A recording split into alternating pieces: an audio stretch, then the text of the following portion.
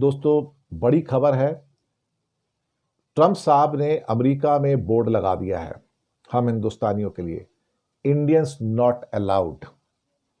अभी भी समझ नहीं आ रहा हो तो भैया समझ जाओ।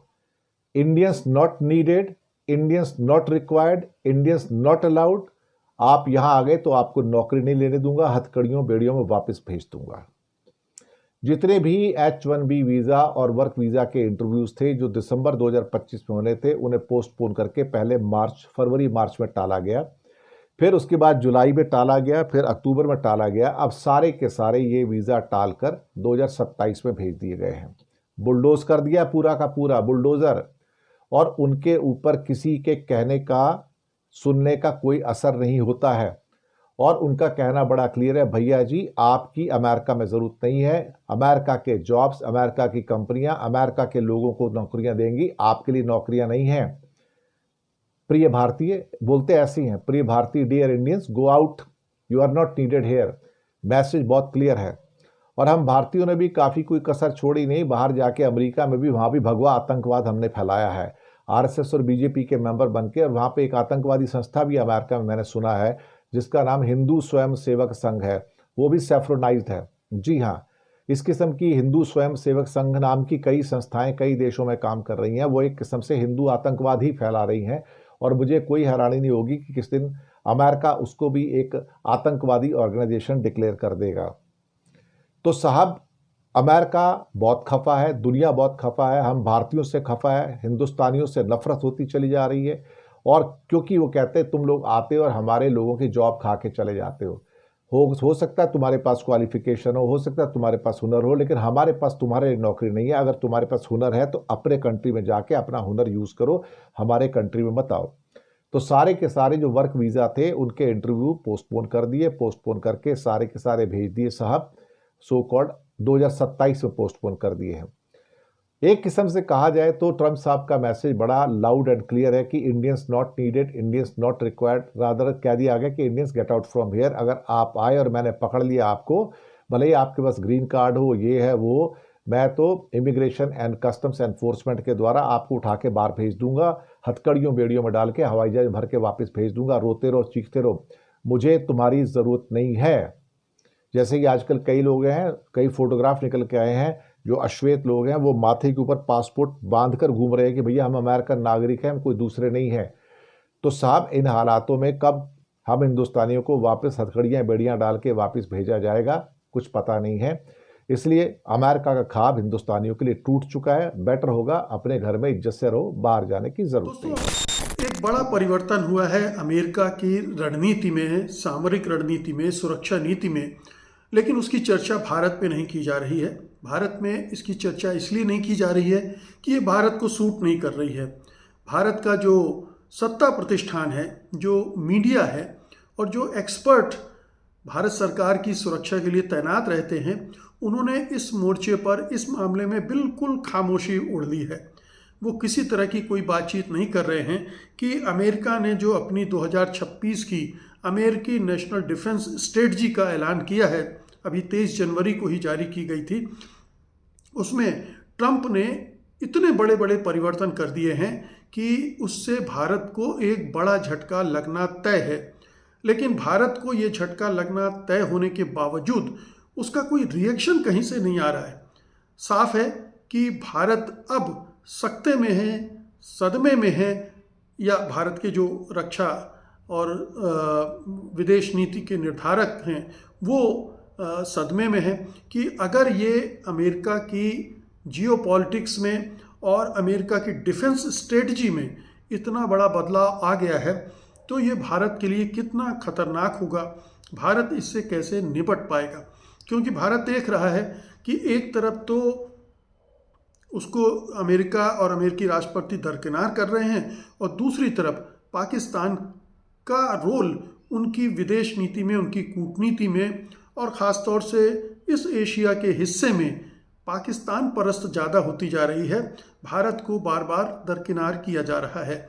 उस पूरे परिदृश्य में, उस पूरे परिप्रेक्ष्य में, उस पूरे बैकग्राउंड के साथ अगर आप नेशनल डिफेंस स्ट्रेटजी देखें अमेरिका की, तो और भी ज़्यादा चिंता की बात उभरती है और भी ज़्यादा ये संभावनाएं बनती हैं कि इससे भारत के सामरिक और आर्थिक दोनों हित प्रभावित होने जा रहे हैं। सबसे पहली बात तो ये है कि ये जो पूरा डॉक्यूमेंट है तकरीबन 36 पेज का, उसमें एक भी बार भारत का नाम नहीं, भारत का जिक्र ही नहीं है पूरे डॉक्यूमेंट में। अब आप सोचिए कि भारत जो अपने आप वो क्षेत्रीय महाशक्ति तो समझता ही है, बल्कि मोदी युग में तो उसे अंतर्राष्ट्रीय महाशक्ति के रूप में प्रस्तुत किया जाता रहा है। प्रधानमंत्री मोदी तो सुपर पावर है ही, उनका देश भी सुपर पावर बना दिया गया था। पिछले अब साल भर से वो बुखार वो भूत उतरा है, लेकिन ये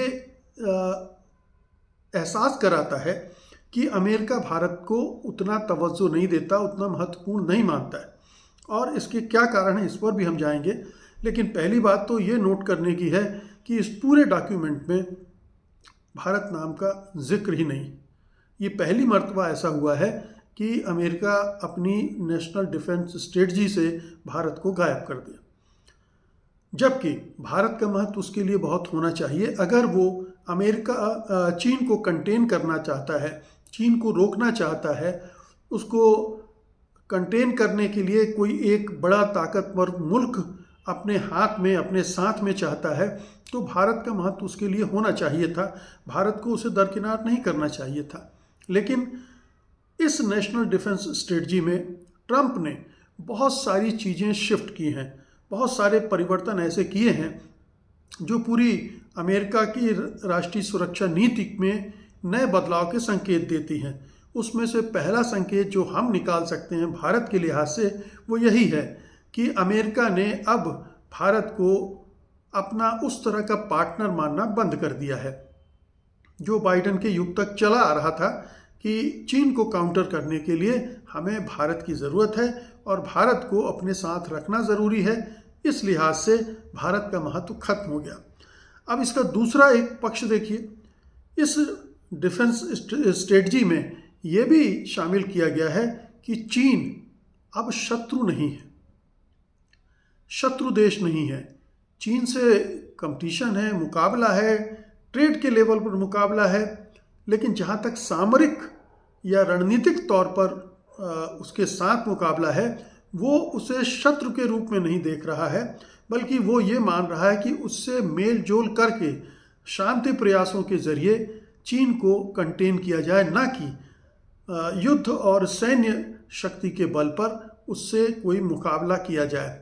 तो चीन के बारे में इसे आप कह सकते हैं कि एक रियलाइजेशन भी है कि चीन अब अपने मिलिट्री पावर को इतना बढ़ा चुका है कि अमेरिका को यह एहसास हो गया कि उससे प्रतिस्पर्धा करना ठीक नहीं है और बेहतर होगा कि उससे तालमेल कर लिया जाए, दोस्ती कर ली जाए। दोस्ती तो संभव नहीं है क्योंकि एक म्यान में दो तलवारें तो नहीं रह सकती हैं, लेकिन ये ज़रूर है कि चीन के साथ जो शत्रुतापूर्ण रवैया अमेरिका का बना हुआ था पिछले कुछ सालों से, उसे फिलहाल ताक पर रख दिया जाए। तो ये साफ है। तो दूसरा महत्वपूर्ण ये भी भारत से जुड़ता है कि अगर अमेरिकी रणनीति में चीन शत्रु के रूप में रहेगा तो उसे भारत की ज़रूरत पड़ेगी। भारत की ज़रूरत पड़ेगी तो भारत की अहमियत बढ़ेगी, लेकिन अगर उसने शत्रु के रूप में उसे हटा दिया है तो फिर भारत की अहमियत भी स्वाभाविक रूप से कम हो जाती है, घट जाती है। तो अमेरिका ने ये दूसरा खेल कर दिया है अपनी नेशनल डिफेंस स्ट्रेटजी में कि उसने चीन को अपना दुश्मन मानना ही बंद कर दिया है। तो भारत वैसा दोस्त नहीं रहेगा, चीन वैसा दुश्मन नहीं रहेगा। तो ये दोहरी मार भारत पर पड़ रही है। उसने सारे देशों पर दबाव डाल दिया है, न केवल यूरोप के, कि आप अपना रक्षा बजट बढ़ाएं, ज़्यादा रक्षा पर खर्च करें, अमेरिका पर निर्भर न रहें। तो ये भारत के लिए तीसरा झटका है कि भारत को अपना रक्षा बजट भी बढ़ाना पड़ेगा। वो अमेरिका से उम्मीद नहीं कर सकता है कि अगर चीन किसी इलाके पर दखल करता है भारत के तो अमेरिका उसकी मदद करेगा। अमेरिका से मदद की उम्मीद उसे छोड़ देनी पड़ेगी। तो अब भारत के सामने विकल्प क्या है आप समझ सकते हैं। बेहतर होगा कि वो चीन से वो भी दोस्ती करे, रूस से अपनी दोस्ती को फिर से रिवाइव करे और मजबूत करे और अपने पड़ोसी मुल्कों के साथ अपने संबंध दुरुस्त करे। ये उसके लिए मोदी सरकार के लिए थोड़ा मुश्किल काम है, थोड़ा क्या बहुत मुश्किल काम है, क्योंकि वो संबंध बिगाड़ने में उस्ताद हैं, संबंध सुधारने में, बनाने में उन्होंने अभी अपनी कोई कौशल नहीं दिखाया है। इसलिए उनसे उम्मीद बहुत कम है। तो ये एक नई तरह की स्थिति बन गई है जिसमें बहुत सारी समस्याएं भारत के लिए खड़ी होनी है। भारत के लिए, जैसा मैंने कहा कि पाकिस्तान को तो चीन का भी सहयोग मिल रहा है, अमेरिका का भी सहयोग मिल रहा है, यानी दोनों सुपर पावर उसको एक सहयोग दे रहे हैं, उसके साथ खड़े हैं। ऐसी सूरत में, और पाकिस्तान ने सऊदी अरब के साथ भी पैक्ट कर लिया है, तुर्की के साथ भी पैक्ट हो रहा है, और जिस इस्लामी नाटो की बात मैंने एक बार कही थी अपने प्रोग्राम में, उसको बनाने की दिशा में वो अग्रसर है। तो पाकिस्तान एक तरफ अपने आप को कहीं बेहतर जगह पर स्थापित कर पा रहा है और भारत लगातार नीचे खिसकता जा रहा है। अब अमेरिका की नज़र में भी उसका महत्व नीचे गिर गया है। ऐसी सूरत में भारत के पास क्या बचा है?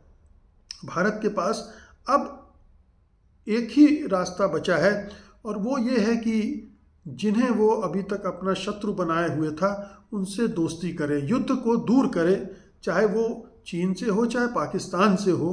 कैसे युद्ध से हटे, जब पूरी चीन की जो पूरी ग्रोथ है, चीन की जो पूरी ग्रोथ स्टोरी है, उसका सबसे बड़ा हिस्सा यही है कि उसने इन पिछले 40-50 सालों में कोई भी युद्ध नहीं लड़ा है, कोई भी किसी भी युद्ध में नहीं उलझा है जो कि उसके इकोनॉमिक ग्रोथ को प्रभावित कर सके।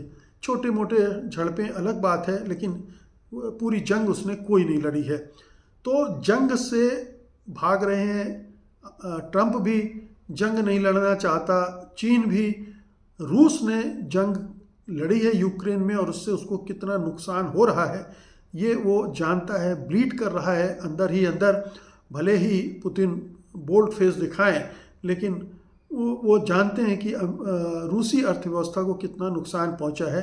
तो उन्हें भी ये सोचना पड़ेगा कि कैसे युद्ध से बचें, और ये भारत की सबसे बड़ी पॉलिसी होनी चाहिए कि वो कैसे युद्ध को अवॉइड करें। ये जो राष्ट्रवादी माचो होता है ना, 56 इंच की छाती वाला, घर में घुस के मारेंगे टाइप का जो बहादुरी दिखाने की कोशिश होती है, वो अंततः भारत को नुकसान करती, किसी भी देश को नुकसान करती है, भारत को भी करेगी ही, किया ही है। हमने कुछ हासिल नहीं किया ऑपरेशन सिंदूर से, सर्जिकल स्ट्राइक से, सर्जिकल स्ट्राइक से कुछ भी हासिल नहीं हुआ। आतंकवाद वैसे ही चल रहा है। इससे तो बेहतर ये हो कि हम बातचीत करें। तो एक तो ये कि युद्ध से बचना होगा। अगर रक्षा बजट बढ़ाएंगे तो जो हमारा जो खर्च विकास पर होना चाहिए, लोगों को राहत पहुंचाने पर होना चाहिए, वो कम होगा, और उससे भारत की जो ग्रोथ है वो भी प्रभावित होगी। तो ये भी देखना होगा कि युद्ध से कैसे बचें, रक्षा बजट न बढ़े और अपनी शांति की और स्थिरता की को सुनिश्चित किया जा सके। किसी पड़ोसी देश पर धमकी और धौंस दपट से काम नहीं बनेगा, चाहे वो पाकिस्तान हो चाहे बांग्लादेश हो, क्योंकि जहां आप धमकाने जाएंगे वो देश किसी दूसरे का दामन पकड़ लेगा और आप ही के हितों पर चोट करेगा, जैसा पाकिस्तान कर रहा है और जैसा बांग्लादेश जिस रास्ते पर चल रहा है वो भी वही करेगा। तो ये सारी चीज़ें हैं जो सबक लेने की चीज़ है। लेकिन सबसे बड़ा निचोड़ ये है कि अमेरिका ने एक बहुत बड़ा झटका प्रधानमंत्री मोदी, उनकी सरकार और भारत को दे दिया है सुरक्षा के मामले में। और ये सुरक्षा का मुद्दा केवल सुरक्षा तक सीमित नहीं है, बल्कि बहुत सारे आर्थिक हित भी इससे जुड़े हुए हैं।